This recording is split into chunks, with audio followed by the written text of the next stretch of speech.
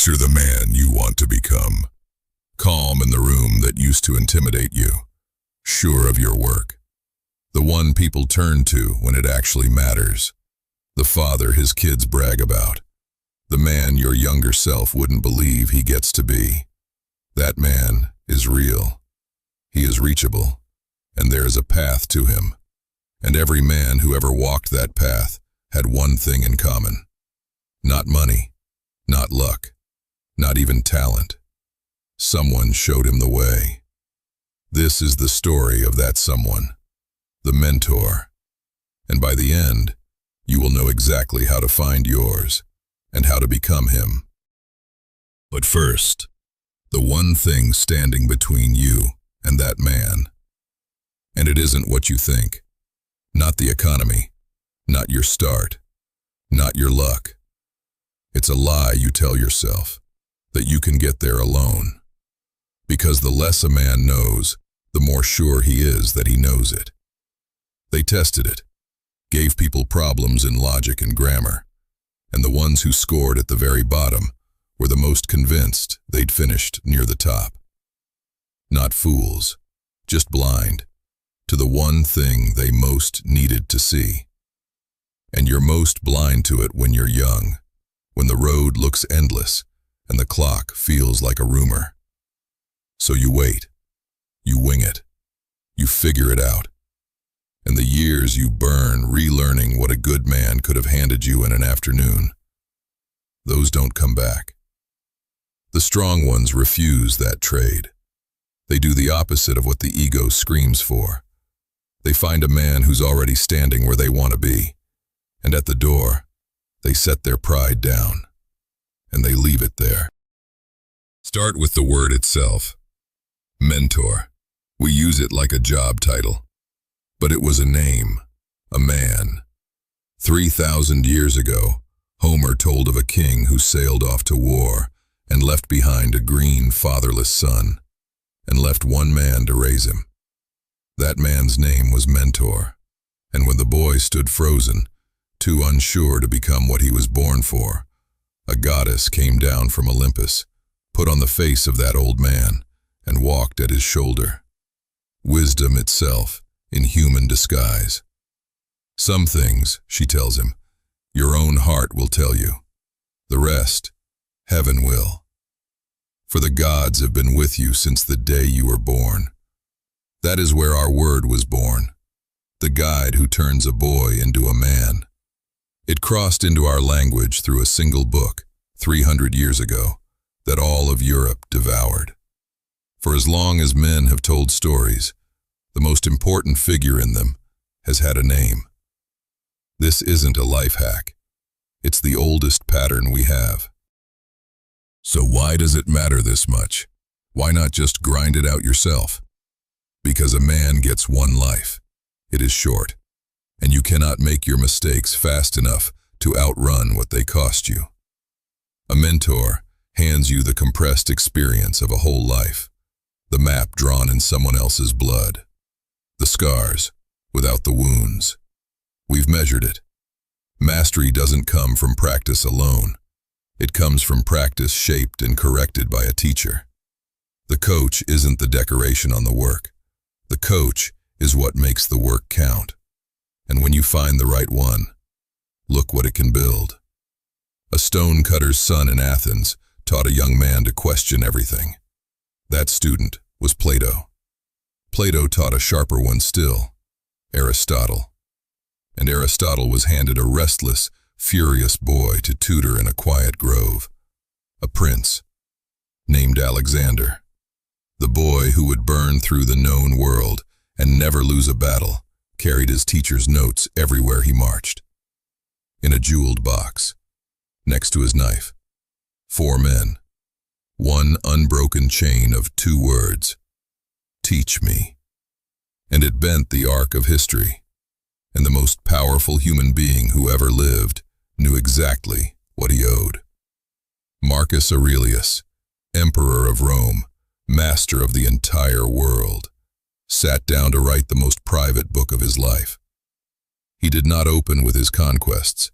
He opened with thank you notes. page after page. This man taught me to govern my temper. This one, patience. This one, rusticus, put a worn philosopher's notebook in my hands, and it remade me. The ruler of the world began his soul's diary by naming the men who built him. What does that tell you about the ones who believe they built themselves? Now here's the part that should take every excuse away from you. Your mentor does not have to know that you exist.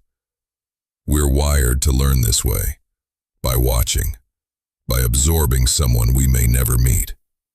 Marcus's own teacher, a man he could never have met. Epictetus, born a slave, dead long before, reaching across the centuries through a book. A boy named Frederick Douglass was born into slavery and forbidden by law to read. He taught himself anyway, in secret, in scraps, from a single book he managed to keep. And those words, he said, gave tongue to thoughts that had been dying inside him, unspoken, for years. No teacher in the room. The book was the teacher. His will did the rest. Kobe Bryant studied John Wooden's books from the time he was a kid. He met the man once, 20 minutes, at a funeral, in his entire life. The mentor was the pages. And you live at the one moment in all of history when the masters are already waiting for you. They wrote it down, recorded it, stood on stages and gave it away. Men who spent their whole lives in service. Tony Robbins, who's helped put 1 billion meals in front of the hungry, and who, before any of it, sat at the feet of his own teacher, a man named Jim Rohn. The library is open. It's been open the whole time. The only lock on the door is your pride. But not every voice deserves to live in your head. So how do you know a real one? Don't chase the loudest. The man worth following is almost never the one shouting. Look for these. He has actually done the thing. There's a record, not just a rant. His life points outward. He's already spending himself on other people. He's the same man in private that he is on the stage. He tells you what you don't want to hear. The research even has a phrase for it.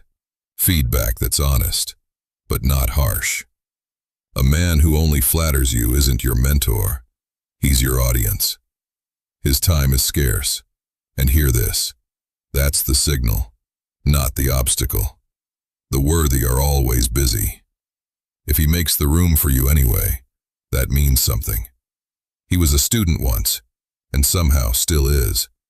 And the deepest tell of all, he wants you to surpass him. The fraud builds followers who'll need him forever. The mentor builds a man who, one day, won't.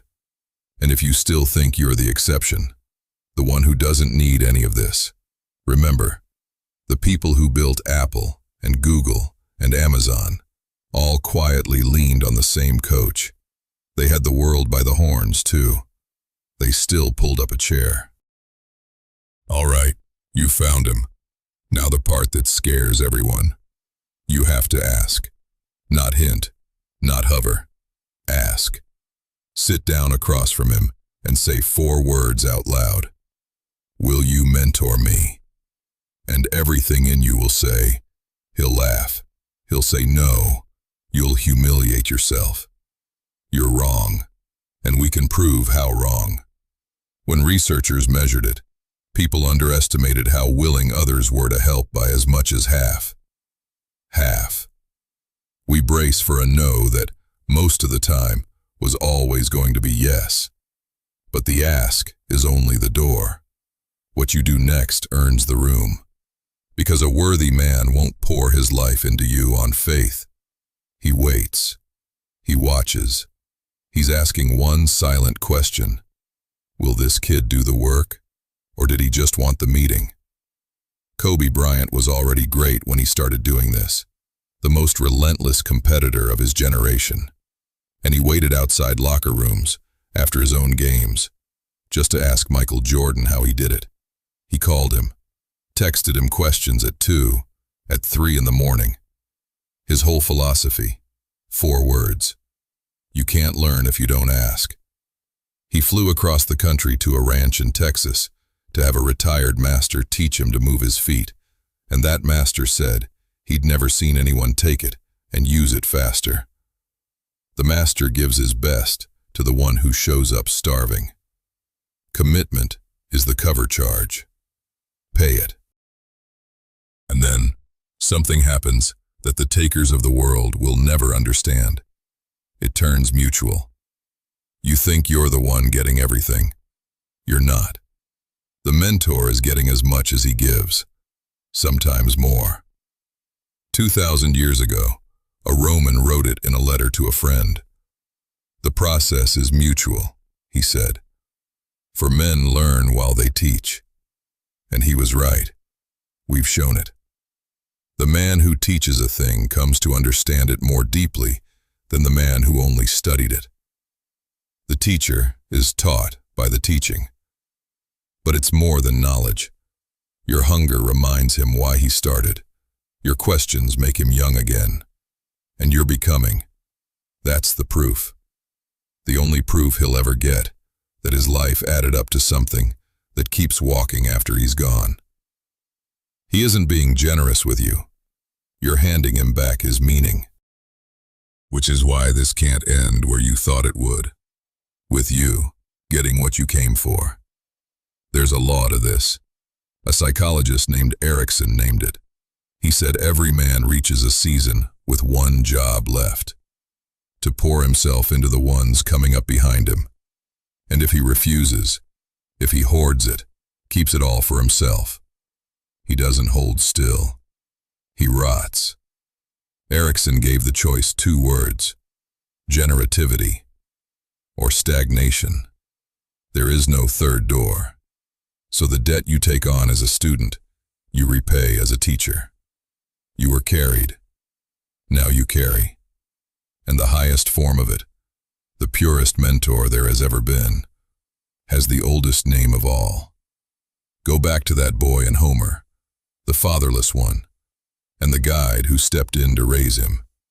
A mentor was always a kind of father, and a father is the first mentor. The one who doesn't wait to be asked, the one who makes his own student and gives himself completely to a boy who won't grasp the size of the gift for 20 years.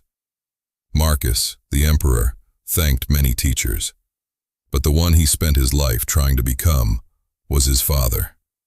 Wooden, who shaped more young men than almost anyone alive, said every rule he ever lived by came from his dad.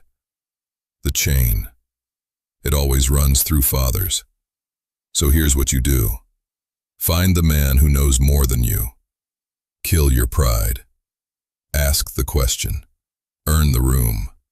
Become him, and then go further than he ever did.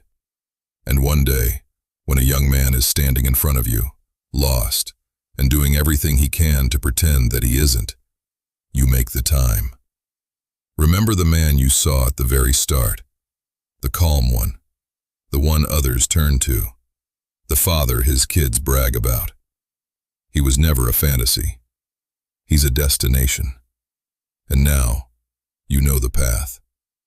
Isaac Newton changed what the human race could see, and when they asked him how, he didn't talk about his own genius.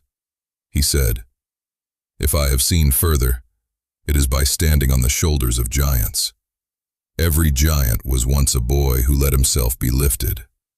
So be lifted. Then, be the giant."